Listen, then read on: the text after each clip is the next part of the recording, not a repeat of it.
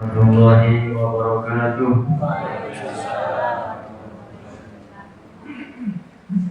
Alhamdulillahilladzi an'ama 'alaina wa kafa wa shalla wa sallam 'ala nabiyyina al-mustafa sayyidina wa maulana Muhammad ahli sidqi wal wafa wa 'ala alihi wa sahbihi wa man lahum iktada wa kafa. Amma ba'du. Para hadirin dan hadirat jamaah salat tarawih Masjid Al-Mu'tasim yang senantiasa disayang oleh Allah Subhanahu wa taala, marilah kita panjatkan puji syukur kita yang paling dalam kehadirat Allah Subhanahu wa taala atas limpahan nikmatnya kepada kita semua. Nikmat sehat walafiat, nikmat Islam, nikmat iman, bisa menaikkan ibadah puasa, bisa melaksanakan sholat sunnah tarawih. Alhamdulillah, summa alhamdulillah, summa alhamdulillah. Tidak terasa kita sudah menginjak di malam yang ke-17 bulan Ramadan, yang mana kita semakin dekat dengan Idul Fitri, semakin berkurang waktu kita berada di bulan Ramadan yang sangat indah. Oleh karena itu, marilah kita pergunakan sisa waktu Ramadan ini dengan sebaik-baiknya. Yang wajib kita kerjakan, yang sunnah kita kerjakan, yang haram dan makruh kita tinggalkan.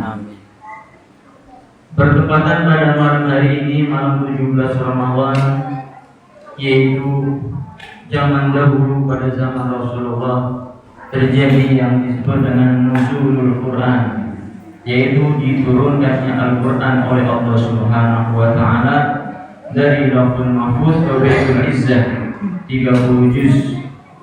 Kemudian diturunkan kepada Rasulullah sallallahu alaihi wasallam dengan perantara malaikat Jibril selama kurang lebih 23 tahun, ayat per ayat, surat per surat, sesuai dengan sebab yang telah dikehendaki oleh Allah Subhanahu wa taala yang disebut dengan asbabun nuzul.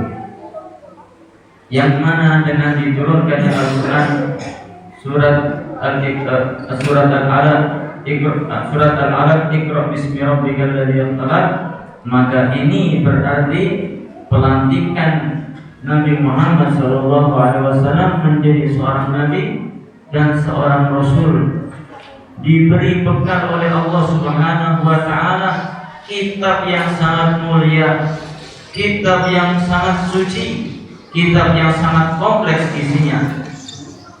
Diberikan kepada Nabi Muhammad SAW.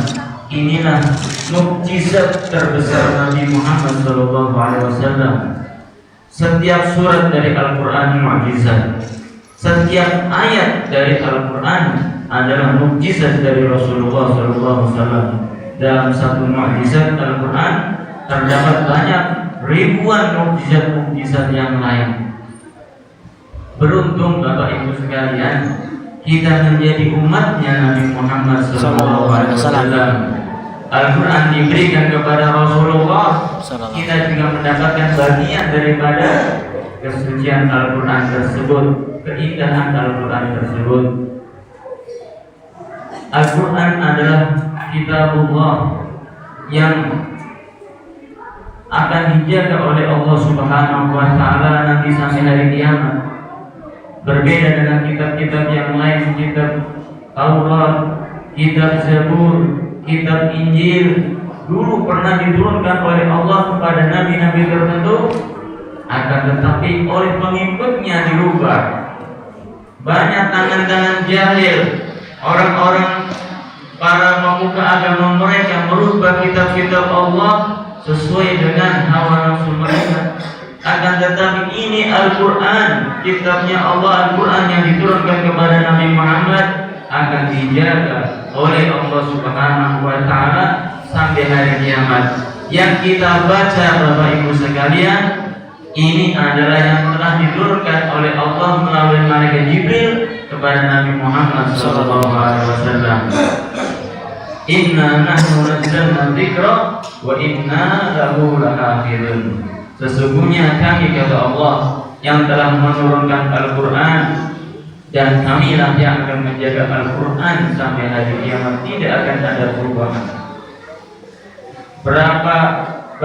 Berapa sering orang-orang kafir, orang-orang talis ingin merubah Al-Quran, tidak bisa. Satu huruf tidak bisa, satu harokat tidak bisa, bahkan satu titik pun tidak akan bisa, karena ini sudah janji daripada Allah Subhanahu wa Ta'ala. Rasulullah sallallahu alaihi wasallam, Nabi kita, memberikan contoh kepada kita umatnya. Rasulullah sallallahu alaihi wasallam setiap hari, setiap malam membaca Al-Quran, terutama di bulan Ramadan. Bapak Ibu sekalian, Rasulullah tadarus seperti kita bertadarus, satu baca, satunya menyimak, gantian satunya baca, satunya menyimak. Rasulullah sallallahu alaihi wasallam bertadarus, akan tetapi tadarusnya Rasulullah yaitu dengan malaikat Jibril. Rasulullah membaca, malaikat Jibril yang menyimak. Setiap Ramadan Rasulullah bertadarus dengan malaikat Jibril satu kali khatam. Dan nanti ketika Rasulullah di akhir hayat Ramadan yang terakhir, Rasulullah tadarus dengan malaikat Jibril khatam 2 kali. Ini kita berapa kali khatam di dalam bulan Ramadan? Sampai pertengahan Ramadan ini sudah berapa kali kita khatam? Jangankan berapa kali khatam, berapa juz kita sudah baca? Masih belum sempat, sudah berapa halaman kita baca Al-Quran? Ini kita jauh daripada contoh Rasulullah sallallahu alaihi wasallam. Rasulullah uswatun hasanah bagi kita. Ketahuilah Bapak Ibu sekalian, bahwa di dalam membaca Al-Quran kita akan mendapatkan banyak kemuliaan dari Allah Subhanahu wa Ta'ala. Di antaranya adalah mendapatkan pahala dari setiap huruf yang kita baca. Kata Nabi, satu huruf dari Al-Quran dibaca, maka akan mendapatkan satu kebaikan. Satu kebaikan balasannya dilipat gandakan menjadi 10. Kata Nabi, alif lam mim itu bukan satu huruf, akan tetapi alif 1, lam 1, mim 1. Ada 3 huruf, berarti ada 30 kebaikan. Alif lam mim, kita mendapatkan 30 kebaikan dari Allah. Kalau kita baca satu surat, berapa huruf yang kita dapatkan? Kalau kita baca satu juz, berapa kebaikan yang kita dapatkan? Dalam surat Al-Fatihah sendiri terdapat 156 huruf, kali 10 sudah 1500 kebaikan. Kita dari surat Tarawih 8 rakaat, 8 kali membaca surat Al-Fatihah kali 1500, berapa pahala kita dapat? Belum surat-surat yang lain, belum nanti kita tambah sama surat Tarawih baca Al-Quran. Sangat banyak pahala yang kita peroleh. Kita dapatkan di dunia, nanti kita akan dapatkan di akhirat sebagai bekal kita di surganya Allah Subhanahu wa Ta'ala. Barang siapa membaca Al-Quran, maka hatinya akan hidup, hatinya akan menjadi kucuran rahmat maghfirah dari Allah Subhanahu wa Ta'ala. Barang siapa memperbanyak membaca Al-Quran di masjid ataupun di rumahnya, maka akan diturunkan kebaikan oleh Allah Subhanahu wa Ta'ala. Oleh karena itu, janganlah kita membaca Al-Quran hanya di masjid saja, akan tetapi di rumah kita juga baca, Bapak Ibu sekalian. Janganlah kalian jadikan rumah kalian seperti kuburan. Maksudnya bagaimana? Kuburan itu sepi, akan tetapi bacalah di rumah Al-Quran, kalamullah, yang mana apabila dibaca di muka bumi di rumah kita, maka akan terlihat dari langit gemerlap cahaya yang memancar dari tempat tersebut, sebagaimana kalau kita melihat bintang yang ada di langitan. Bukankah bintang-bintang di langit dan gemerlap, kita panjang dari bumi. Begitu juga rumah, masjid yang dibacakan Al-Quran terlihat dari langit oleh malaikat, terlihat gemerlap bersinar. Dari apa? Dari lantunan bacaan kitab suci Al-Quran.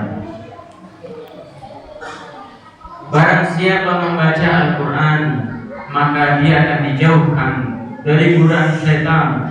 Rumah yang dibacakan Al-Quran akan dijauhi dari godaan syaitan. Barang siapa membaca surat Al-Baqarah dalam satu rumah, maka syaitan tidak akan masuk ke rumah itu selama 3 hari. Ini banyak sekali manfaat kebaikan yang kita peroleh dari membaca Al-Quran, pahala-pahala dan lain sebagainya. Begitu juga terutama ini bahwa Al-Quran adalah pedoman hidup kita, yang mana di dalam Al-Quran terdapat banyak hukum-hukum Allah. Di dalam Al-Quran terdapat kisah-kisah para nabi, umat-umat terdahulu menjadikan ibrah buat kita. Di dalam Al-Quran terdapat contoh-contoh yang baik. Di dalam Al-Quran terdapat semua ilmu akhirat maupun ilmu dunia. Setiap muslim yang sejati harus menemukan apa yang dibutuhkan di dalam Al-Quran, apa yang dibutuhkan di dunia maupun di akhirat terdapat di dalam Al-Quranul Karim. Bapak Ibu sekalian yang dirahmati oleh Allah Subhanahu wa Ta'ala, marilah dengan masuknya bulan Ramadan ini, terutama malam 17 Ramadan ini, kita kembali kepada Allah Subhanahu wa Ta'ala. Kita kembali kepada kitab suci Al-Quran Kalamullah, karena ini yang akan menyelamatkan kita nanti di hari kiamat. Di dunia kita selamat, di akhirat juga kita selamat. Ini muslim yang sejati.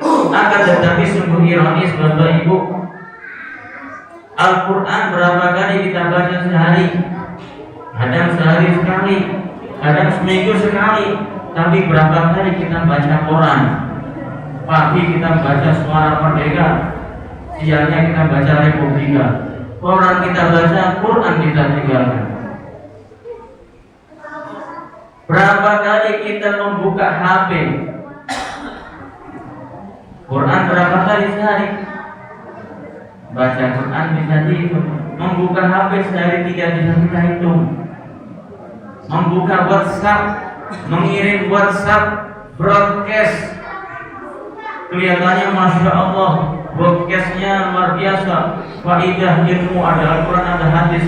Ternyata copy paste, Masya Allah, tidak dibaca dulu langsung di copy paste. Yang baca Masya Allah, ini orangnya luar biasa, soleh nih, postingannya bagus, ternyata copy paste. WhatsApp kita buka, BBM kita buka, SMS kita kirim, Al-Quran kita biarkan di meja kita. Apakah tidak malu kita kepada Allah Subhanahu wa Ta'ala? Ini Quran menyelamatkan kita dunia dan akhirat. Ini HP belum tentu manfaat buat kita, bahkan kadang bisa menjadi mudarat buat kita. Mari kita kembali kepada Al-Quran.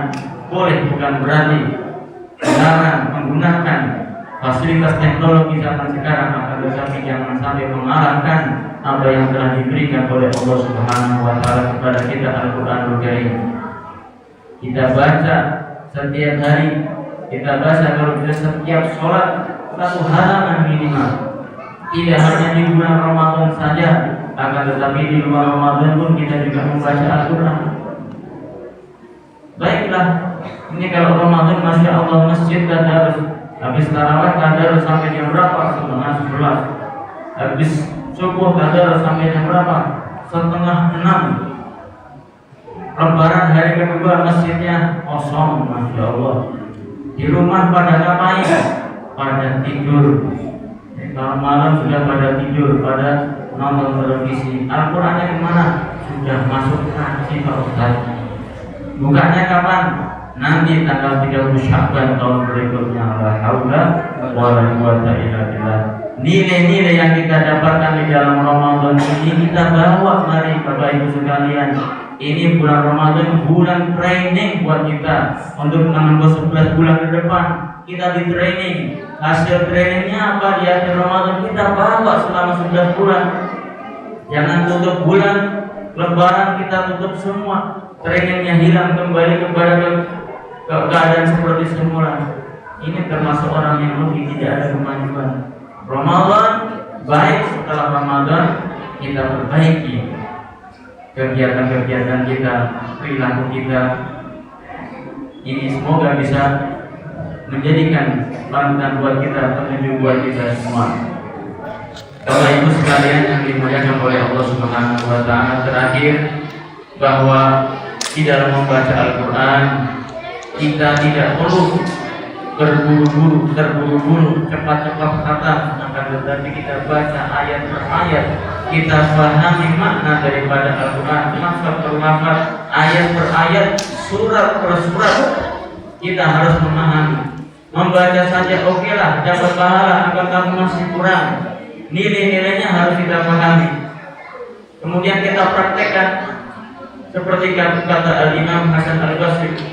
Zaman dahulu, zamannya para sahabat Nabi, mereka setiap malam baca Quran, tadarus Al-Quran, tadabbur Quran.